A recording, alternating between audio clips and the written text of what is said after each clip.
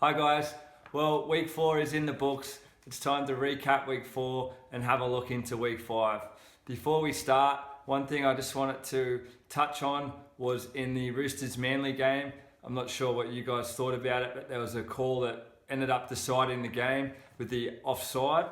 I think it's been documented, maybe adding a line as they do in the soccer goal line technology, as well as the NFL with the first downs.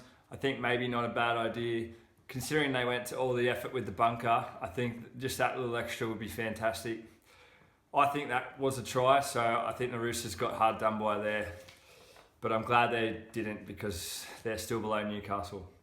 Another thing that I thought we'd touch on just before we get into NRL is cheating, especially going after the stall gift, Talia Martin.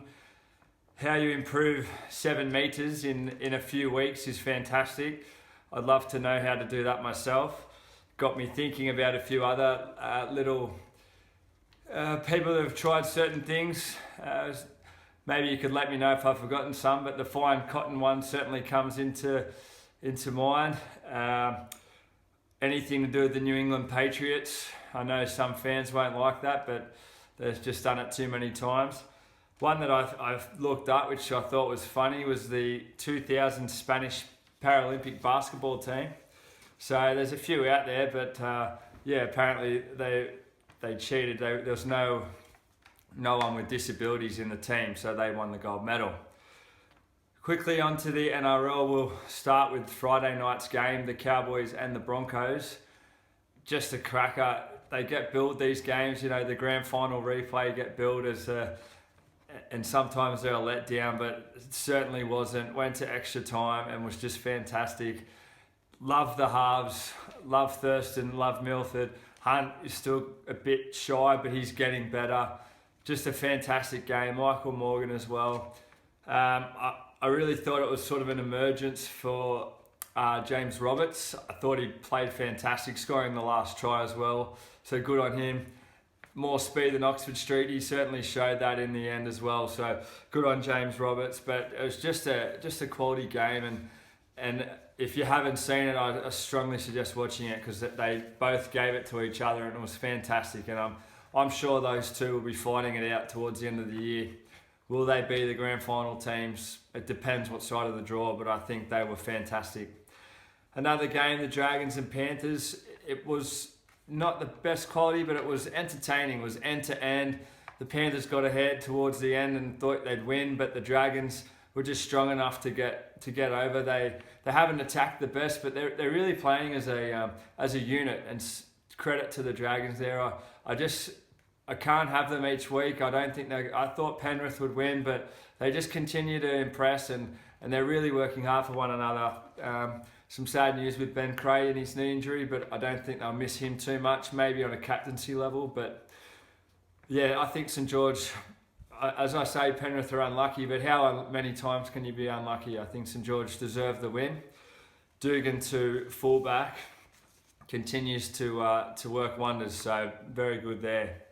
Be interesting to see what they do when Origin comes around with him and Tedesco, who also played well. The Monday night game, the Sharks and the Storm.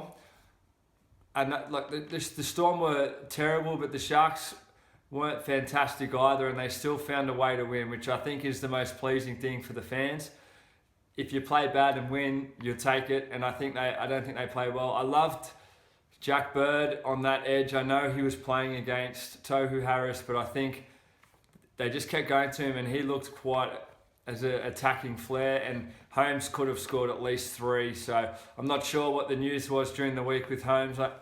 He might have had some bad news, but his head wasn't in the game. And I would have loved to be a fly on the wall in that shed with Craig Bellamy after the game, because I think he would have blown a fuse in there. We'll look at the games for the week now. I wouldn't normally touch on this game, the Titans and the Broncos, but considering it is a top 4 game, I think it's well worth touching on. I think the Broncos will win this week. With Oates and Reid back, they're going to be my guarantee of the week, actually.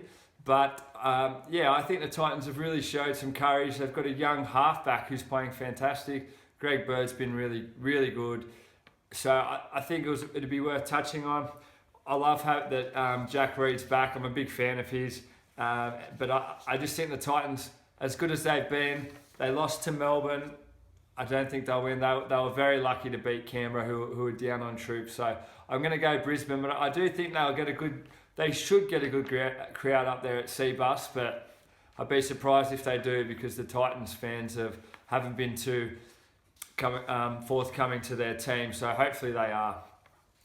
The Saturday game, the Tigers and the Sharks, I think will really be an interesting game for both sides as to where they are in the season. A lot of players had Cronulla being at the top of the charts and Tigers at the bottom.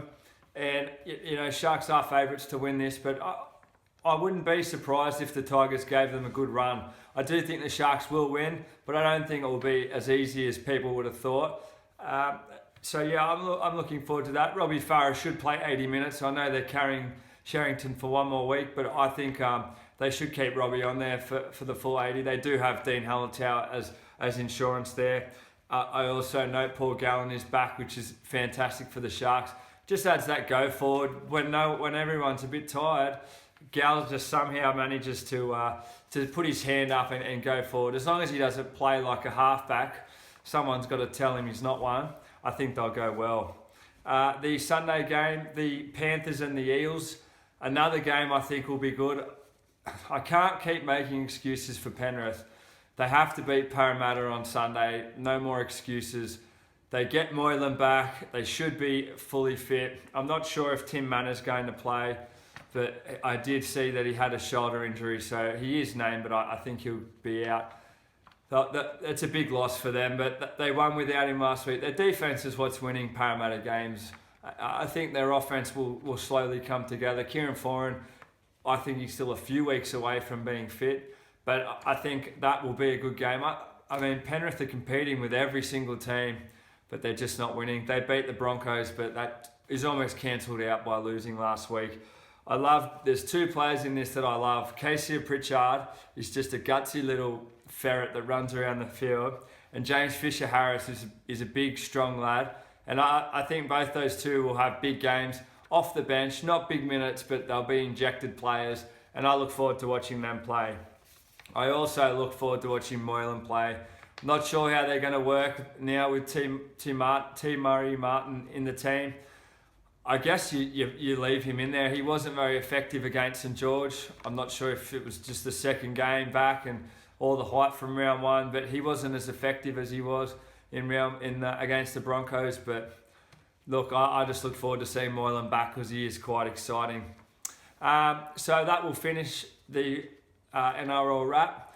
There's a few big races on this week. At Randwick, we've got the Championships Day 1. I'll firstly touch on the Australian Derby. I think Tarzino is very short and it's a very good horse. Stepping out to the extra distance I don't think will be a problem. But I think if you're looking for some value, there's a few whispers around about Tally, who ran home quite strong. As Kev says, he's surprised the jockey still hung on to the horse. In the TJ Smith, I really like Exosphere's trial. It just made it home. It wasn't pushed at all, and it really rode well. So I'm going to tip Exosphere, although last start wasn't that impressive, but I really liked its trial. So let's hope trial form comes through. The main race of the day is the Doncaster. I think it's well known. Winx is quite short. It'll be probably jump around that $1.80 to $2 mark, which I think is, it's better than bank interest, and I don't think Winx will lose. But if we're looking outside of Winx, huge fan of Kermadec. Zach Burton knows how to win a Doncaster. I'm pretty sure he won it with Sacred Falls. But I also like Happy Clapper or Ascadelia down in weight. If they get a bit of water, I like Ascadelia. So we'll see how that race turns out. But that'll be on Saturday. I'll be there. Looking forward to it. Love the championships. Great for racing in Sydney. Just to finish off, Bonehead of the Week. I couldn't really split the two. I was going to go with the Victorian bowling coach, Mick Lewis. I mean, he was lucky they only got away with a 5-run fine, but dead set, kicking the ball into the boundary and then running it against the greats. Bonehead, But the other one, I think, Frank Polonusala, the Raiders are in front. They're kicking off, and he's just run into, I think it was Ryan James, and just taken him out. There's no need for any of that sort of thing. The Titans end up getting the penalty and go on to win the game. So you're a bonehead. And that's my wrap of the week, guys. So hopefully everyone has a good week, and we'll see you next week. Go Winks.